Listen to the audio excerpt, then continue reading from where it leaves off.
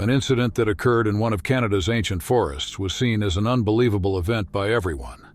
One day, David, who worked as a park ranger, was patrolling the depths of the forest to keep an eye on the surroundings.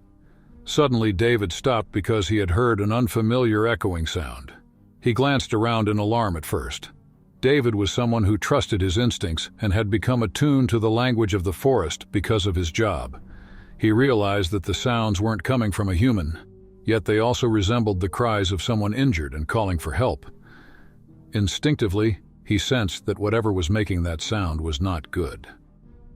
Still, unable to resist his curiosity, he began to walk deeper into the forest. With each step, he was getting closer to the source of the sound. When he reached the spot where the sound was closest, he encountered a sight he had never expected. A bear was caught, each limb entangled, groaning in pain. The bear had been caught in a trap set by hunters and had tangled its legs in barbed wire, with its head caught in a noose. It was trapped from every angle and in a state of utter despair. Every time the bear moved to escape, it caused itself more pain. The poor animal was making those desperate, pleading cries due to its agony. When the bear made a sudden move to stand, David instinctively pointed his rifle at it. David was quite experienced in matters like these because of his work. He knew what a bear was capable of and how powerful it could be, especially when injured, which often made them more aggressive. Letting his guard down could have been fatal for David. However, a voice inside David told him that this time was different, and he needed to help. It was as if the bear, with its desperate eyes, was begging for help. Overcome with compassion for the bear, David decided to set aside his fears and concerns and approach it. To rescue the bear and examine the trap, he had no choice but to get closer. But what was expected happened. As David approached, the frightened animal lashed out with a powerful blow to defend itself. At that very moment, David did something even he hadn't expected of himself. To show he meant no harm, he dropped the only thing he had to protect himself: his rifle. This act, a demonstration of his peaceful intentions, seemed to work as the bear gradually began to calm down.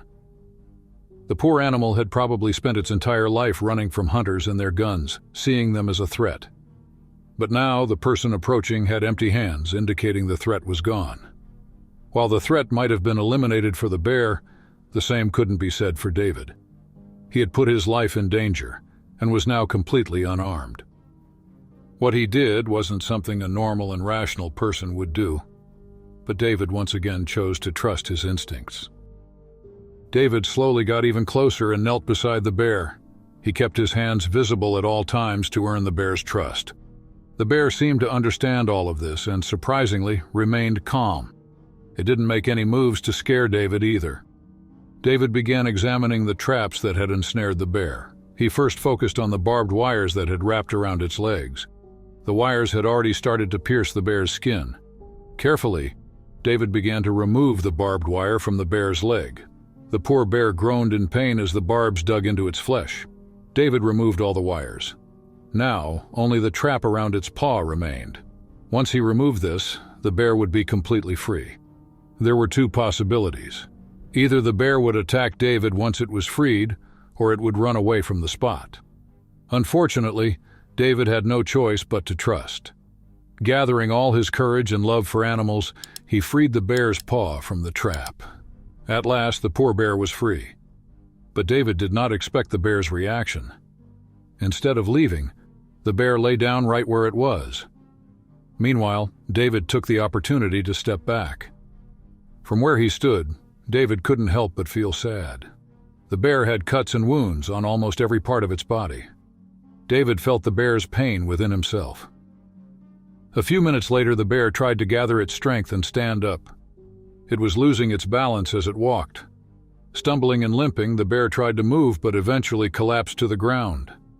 Without thinking, David rushed over and knelt beside the bear. He spoke to it in a calm voice, trying to soothe it. David didn't want to leave the animal alone here because the hunters in the forest wouldn't leave the poor animal in peace. If they caught it, they would do things no human heart could bear. David made his decision. He immediately grabbed his radio and called the local wildlife clinic. He explained the situation and asked for help. The clinic promptly sent an emergency team to David's location. The team tranquilized the bear and took it in for examination. Researchers concluded that the bear had likely been subjected to this torture for days without food or water. Infection had begun to form in the bear's open wounds. It was deemed necessary for the bear to undergo surgery to prevent the progression and effects of the infection. If emergency intervention wasn't provided, the wounded bear had a high risk of losing a leg. Together, they carefully carried the bear into the transport vehicle. Within 30 minutes, they reached the clinic. The bear was immediately taken into emergency surgery. All the veterinarians and wildlife specialists joined forces to save the bear's life. They disinfected the bear's open wounds and stitched up the ones that required it. Antibiotics were administered to combat the infections. After all the procedures were completed, the doctors revealed a chilling truth. This revelation shocked everyone, including David. The bear incident David had encountered was not the first. Similar incidents had been reported in the last few weeks, even within the past month. Learning this, and the thought that other animals might be subjected to such torture, truly angered David. In the following days, the bear was kept under observation and sedated. With good care and treatment, it gradually began to regain its strength. Meanwhile, the rescue team and doctors debated the idea of releasing it back into the wild. David vehemently opposed and refused this idea. With so many dangers, humans, and their traps in the forest, releasing the bear made no sense. The likelihood of it going through the same ordeal was high, and this time they might not be able to save it. But that wasn't the only problem. Unfortunately, there were insufficient shelter and resources to house the bear for more than a few days. They had no choice but to release the bear back into the wild. With the situation being what it was, David had no other option. Before releasing the bear, he had to return to the forest and find the culprit responsible for this.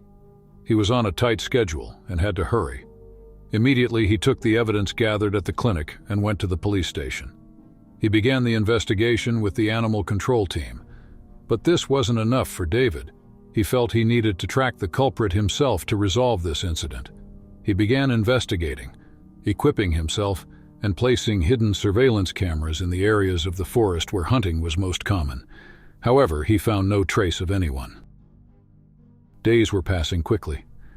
The veterinarians couldn't reach David, but they would soon release the bear into the wild.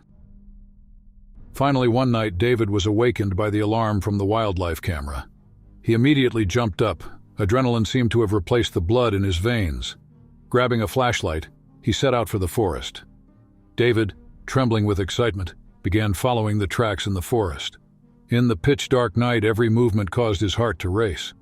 Soon he was closer to where the sounds were coming from. This was an area he rarely checked while patrolling the forest. Suddenly the sound stopped. The terrifying silence of the forest took their place. David held his breath and kept taking steps. Right in front of him, he saw a newly set trap. The man must be nearby. When he turned around, he saw a dark figure approaching him. Instantly, he leaped at the approaching figure and attacked.